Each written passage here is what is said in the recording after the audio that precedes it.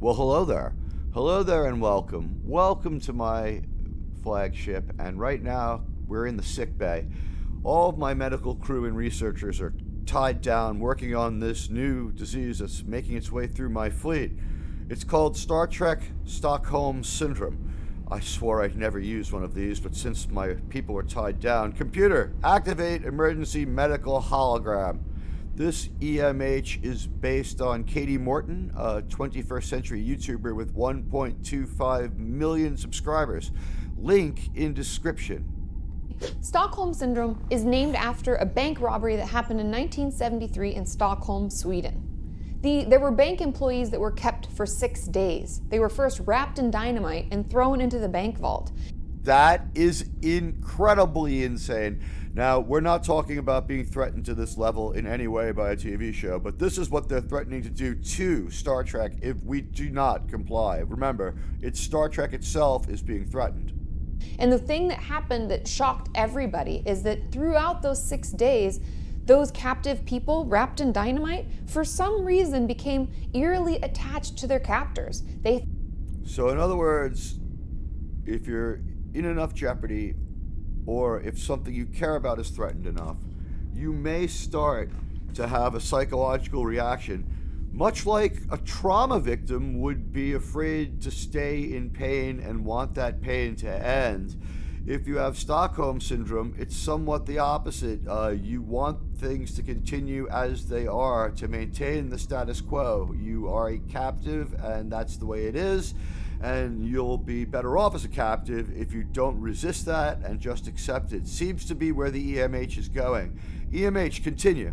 Felt bad for them. They even turned away police and assistants to get them out Wow. of there. They were not helpful at all, and So the people who were taken hostage were not cooperating. even once released, some of them They were cooperating with their captors, not the police. That's what I should say. Continue, EMH. still kept in touch with their captors and wouldn't testify against them in court. You And don't so everybody say. thought, what the hell is going on? Yeah, what Why the hell don't is they going tell on? us anything? Why are they acting like they were caring and nice and they care about what happens to them? What What gives? How could this be true? EMH, continue. gives? What they learned is that psychologically, in order to get through terrifying situations, Right. we often attach to our captors as a way to almost survive it, thinking, well, I care about them, I understand what's going on with them. See, they're keeping me alive, they're really nice. And in a way, by being nice to our captors, we're increasing the chances that we will live through it. So, in other words, this is a normal response to this kind of trauma. When you perceive it as a hostage situation, rather than the trauma of feeling lied to over and over with proof, this is falsely perceiving things to be true. So oddly enough, it's like our brain's way of helping us get through an abusive or scary and traumatic situation.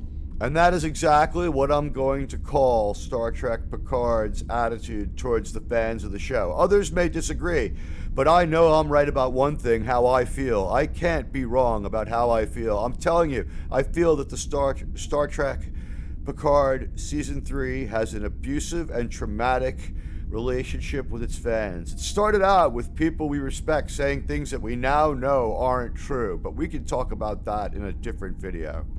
This applies in a clinical therapy practice more along the lines of people who are in controlling or abusive relationships. Or watching a television show where the creators are abusive. For example, we find a lot of battered men or women will refuse to press charges against their spouse or loved one who abused them.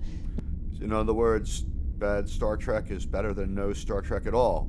Many even bail them out of jail after the police have taken them in because they've abused them. Now let's get into the fascinating part and the reason It gets more fascinating than that? that Stockholm Syndrome takes hold. There are four Right. factors that need to be in place and need to Okay. happen, so let's Let's talk about them. talk about them. The first, right. and the kind of the obvious one, This one, I guess, is obvious. Would this be trauma or feeling under threat? Let's see. is that we must feel threatened, either Okay. physically or psychologically. And we have to Admiral believe had that that the one pretty abuser close. / captor will actually act out on that threat. So we have to feel threatened and believe that that threat is real. Well, I would say if you look back over 4 seasons, soon to be 5, of Star Trek Discovery, you will see that these people are actually capable of destroying your story and destroying your enjoyment and wiping away 10 hours of TV investment in just a few seconds with a lazy ending or a shortcut through the truth into sheer conjecture. On the Star Trek Picard show, we've seen people accepting things like Worf has honor after we saw him dishonorably just delete a Ferengi by slicing off that Ferengi's head. He then spoke untrue thing out loud to himself, which was then validated by Raffi, and the show moved on as though this was true. So the show stands in opposition to what it's shown us. Now, there's been a great deal of confusion about whether seasons 1 and 2 happened. Seasons 1 and 2 absolutely happened. And now season 3 has presented us with the fact that there are a new set of events that seem to negate the idea that season 1 and 2 happened at all. So this is called jerking the leash. It's like when you have an unruly dog, or even an obedient one that you want to have be more obedient. You pull back on the leash a few times to show the dog who's in control. It's just to show who's in control. So, EMH, please continue. The way that we find this happens most commonly is indirectly. So it does not have to be directly. This can be subtle. This can happen through a TV show rather than being, strapped with dynamite and thrown into a bank vault. Maybe it's breaking things, throwing things around. They may even indirectly talk about harming someone or something that you really care about. Like there'll be no more Star Trek. Threatening to get rid of a prized possession or to harm an animal that you love and care for. All right, so we understand this is like, I will burn your favorite guitar. The abuser's goal is actually to get you to just believe that the harm that they could do is possible.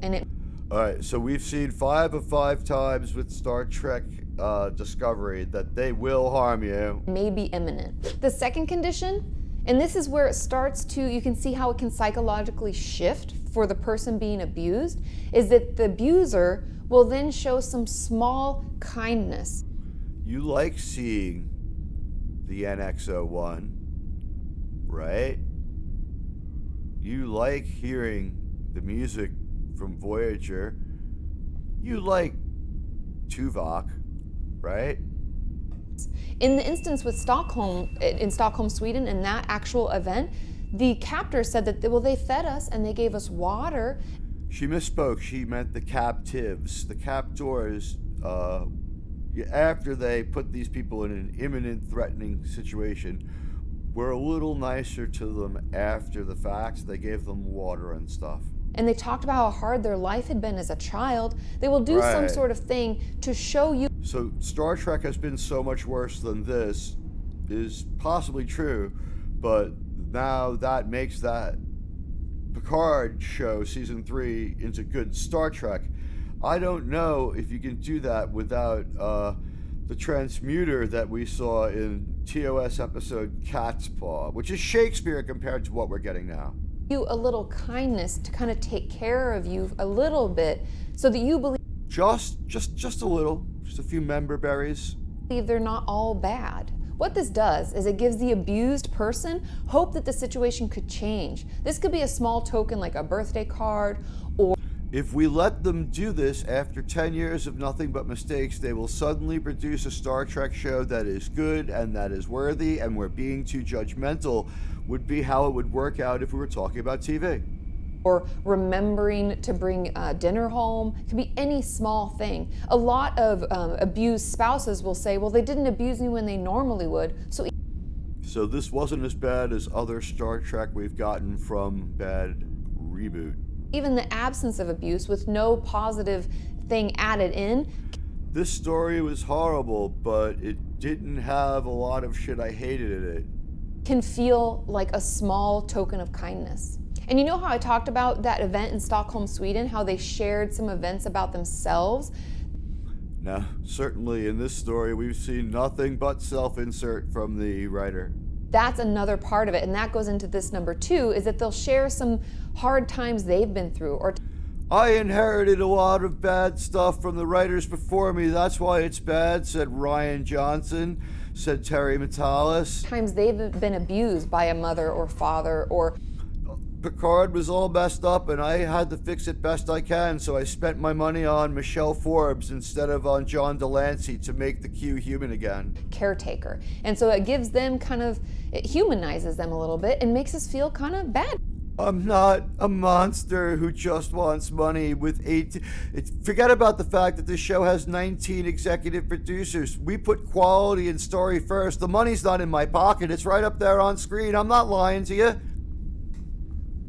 For them.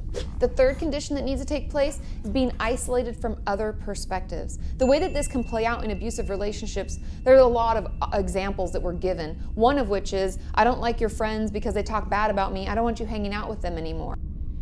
So disengaging with people who differ seems to be one of the symptoms that then goes on to contribute to this. And if we do, we get abused when we get home. And so in a way, we're slowly being conditioned against seeing our friends. There was an example in a woman.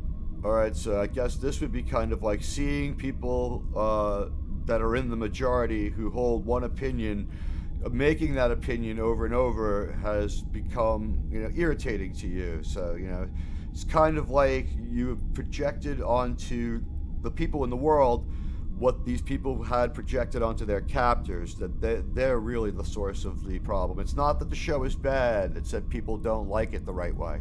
Woman who was speaking in one of the forums I was reading, where her mother would call just to talk to her and tell her that she was worried about her and the kids, and so because of that, then the husband would find out and he would abuse her more for talking with the mother. So she slowly started telling her mom, please stop calling, you're just causing us trouble, you're ruining our relationship. So putting the blame on people other than those who say wrote the show is part of this disorder, according to my EMH. And so since we're so isolated from any positive person in our life or any person who actually has any insight and is loving and supportive, all we can see is that abuse cycle and that abuse life. All right, so obviously when we're talking about TV, you can take it down a few notches. This EMH is talking about real life. Now, this show is real and it's part of our life, but it's not exactly a Star Trek show, and it has managed to masquerade as that. And we have been told that, if we don't get behind this Star Trek show, there'll be no more Star Trek show, to which I say fine. Now, the people who have this disorder, this Star Trek Stockholm Syndrome, they are of the opinion that no matter how bad the Star Trek is, as long as it keeps coming, things will be okay. And they're content with that situation. They want more bad Star Trek. They're not saying that no Star Trek at all is better. I am an extremist in the other direction. I will say it right now. No Star Trek at all is better than this. Another way this is described is walking on eggshells. We will do everything in our control to make sure that we keep the abuse at bay. That may mean seeing things in our whole life and perspective from the abuser's perspective. In other words, making up headcanon to fill in the gaps of the story could be one way to apply it to television. Make sure everything is just the way they like it, because if it's not, we don't know what's going to happen and we may fear that they will hurt us. Wow, so really, we've heard this over and over, that if this doesn't work, there'll be no more Star Trek from these people, for which I have said bravo. But you know what?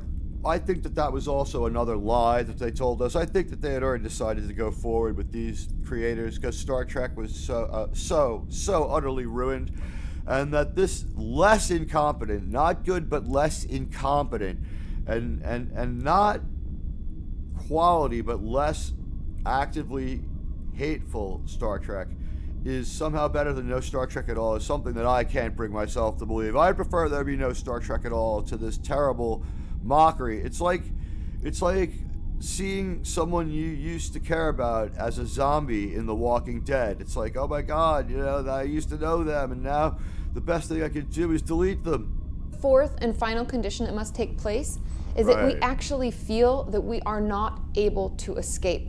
This can be.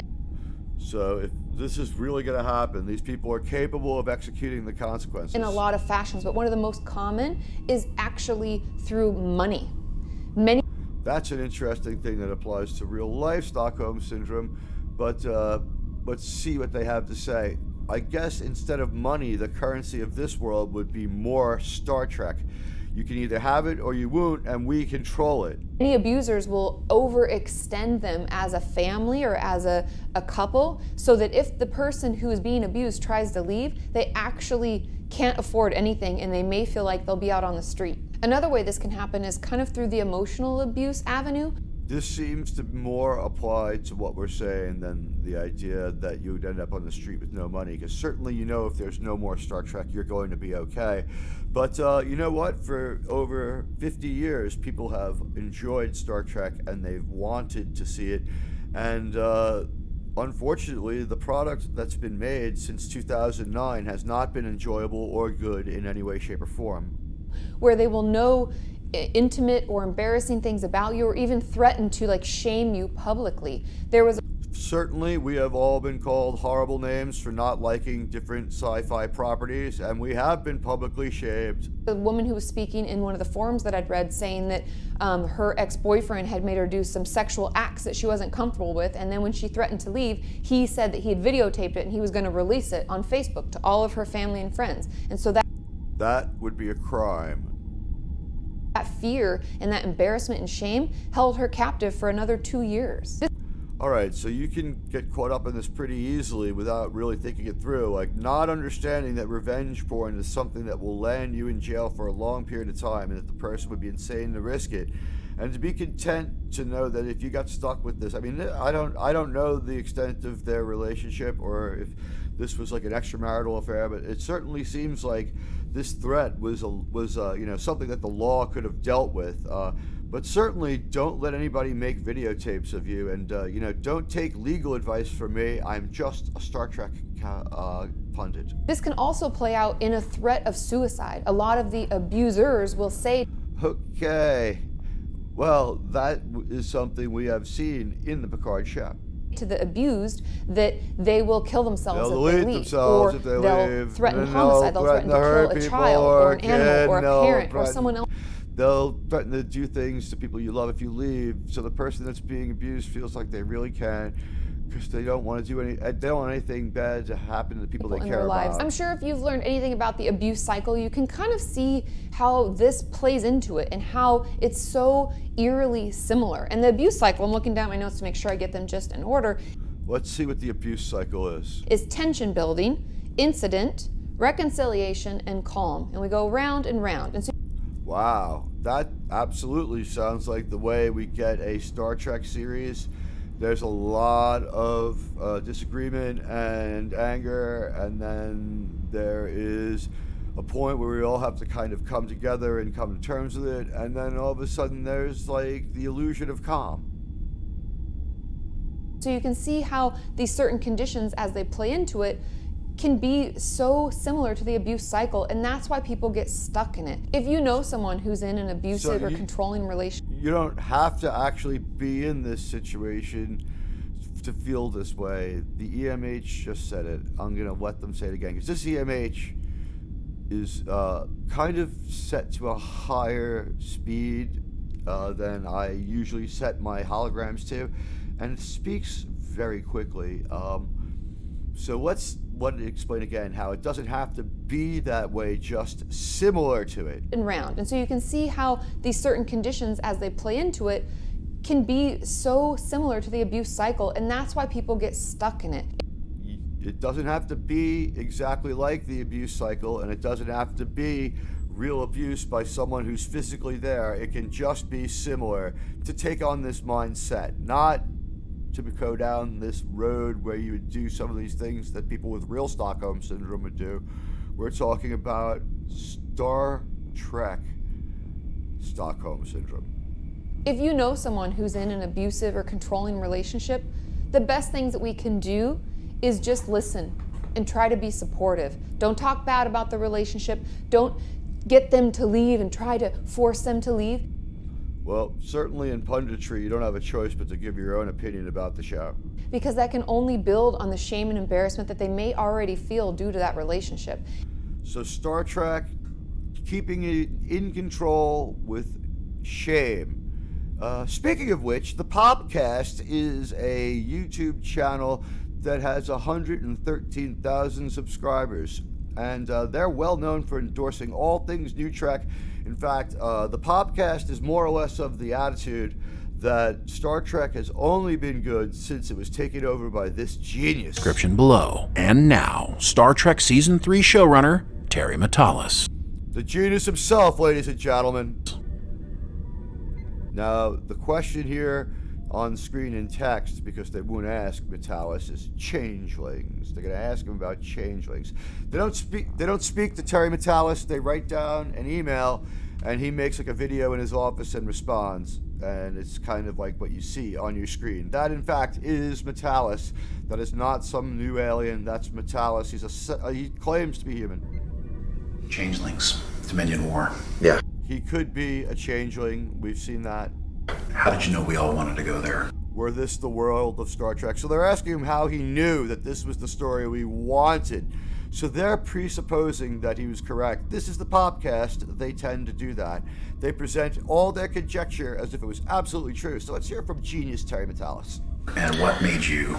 Well, I didn't know that everybody wanted to go there. I just knew I wanted to go there. They seemed like Made a story for himself, ladies and gentlemen. Remember that. This story was not made for you and me. an amazing villain to do, because they could look like anyone. And he changed them substantially, but that's still essentially true. They can look like anyone. They just don't change very often because that costs money. To do an infiltration within Starfleet was such a tantalizing idea to go there. Maybe the least insane thing he said is that we've seen Starfleet infiltrated before in good Star Trek. But we've only seen a bad Starfleet in New Trek. And again, Starfleet is the problem. It's something he should have stayed away from. But then we wouldn't have felt under threat. He had to take something that we cared about and put it under threat. In this case, Star Trek and our perception of how Starfleet works. Especially after how it ended in Deep Space Nine. Well, an almost attempted genocide. Matalas here has taken all the wrong lessons from Deep Space Nine, as genocide is now part of the plot of Star Trek Picard, and also part of the plot and the quintessential part of the plot of the previous 2 seasons of Picard, as well as every single season of Star Trek Discovery. Every single live-action New Trek series has ended with the plot being we have to stave off genocide / the end of all of one faction, which is still a genocide. It didn't feel like that was a happy ending for all parties involved. You know, gosh, you really wish Rene Bergeron was around, and he would totally be in this season. I totally wish that they had used John Delancey's Q instead of Michelle Forbes to make Picard human again, thereby reestablishing stakes. Now, if you were to have Stockholm Syndrome, you would say that that's just a trauma victim's coping mechanism. But really, what would be wrong with having stakes in this story for the first time ever? That was an idea that was around right from the very beginning as well. It was always supposed to be this way. I have slaughtered countless enemies over the years, and... Wow. What a choice of words for Worf. I have slaughtered countless enemies over the years and consider sending their heads to all of you. He knows that they would find that repulsive. They're humans. He's a Klingon.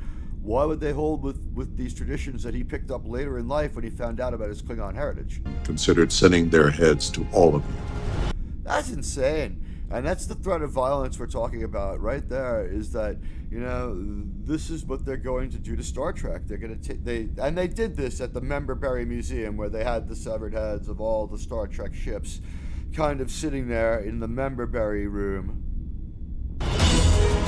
Okay, and that's it for the Popcast. Now, I'm not sure if my EMH is done with its opinionating on the idea of the abuse cycle, but let's just check back in and see if there's anything else the EMH wants to say. And just being there to listen and support them is honestly at times what they need, and encouraging them to get some professional support. You could talk about how maybe you're in therapy and it's really helped you manage, you know, some of the things you're going through. And I have held Star Trek to a higher standard, and I have found out that the older episodes mostly hold up and none of the new ones come close. These are the kind of things you have to say, and you can't confront the person and tell them they're wrong or they're bad. That's only going to drive them deeper into the clutches of New Trek and make them more susceptible to this kind of manipulation. Wondered if it might be helpful to them as well. And doing things kind of passively is honestly the best way to continue to have that relationship so they don't cut you out, and also be there to support them when they are ready and strong enough to make healthy decisions for them and their family. All right, well, that's what we've got from EMH Katie Morton from the 21st century. Certainly a lot to think about here on my flagship. Sickbay is crammed. Computer, turn off the emergency medical hologram. Well, it's been a pleasure. Please hit those like and follow buttons if you hadn't. It's me, your pal, Admiral Teag. I'll see you next time on Saving Star Trek.